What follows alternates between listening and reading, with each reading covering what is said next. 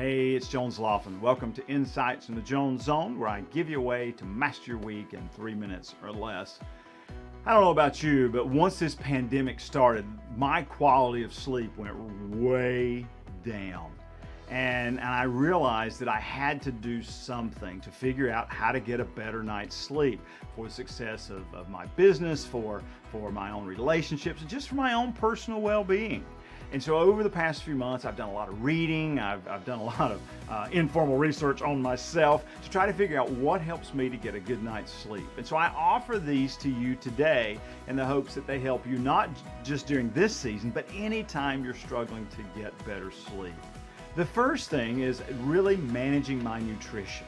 Yes, caffeine intake, sugary foods, that type of thing, but especially what I'm looking at in the evening hours, really staying away from any type of heavy foods in the evening so that my body doesn't have to use some of that energy to try to digest a lot of those heavy foods. A surprising thing to me too was hydration and how important hydration is for good sleep.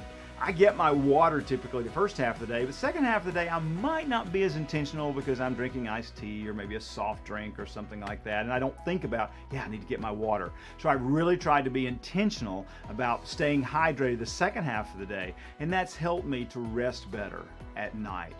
The second thing I have found is my level of activity.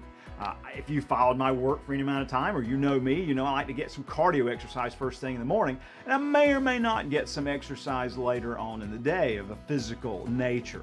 I have found that during this season when there's so much stress and some fear and anxiety built up inside of me, I gotta get out in the evening and work through some of that. And if I do, I sleep better. So that physical activity in the end of the day is so important.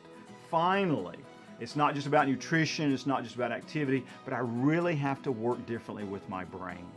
In those evening hours, it's easy for me to, get on my tablet and look into some news sources, kind of see what's going on in the world, or maybe even scroll through social media a little bit. And I have found that's not helpful because it puts so many uncertainties and things into my head, and then when I go to sleep, my brain's trying to work through all of that. So instead, I try to end my day by reflecting back on my gratitude list, maybe from that day or a week ago or a month ago or even a couple years ago. And that's the beauty of keeping a gratitude journal, is you can go back and look at those things that you're grateful for, and it really does help calm you down as you drift off to sleep.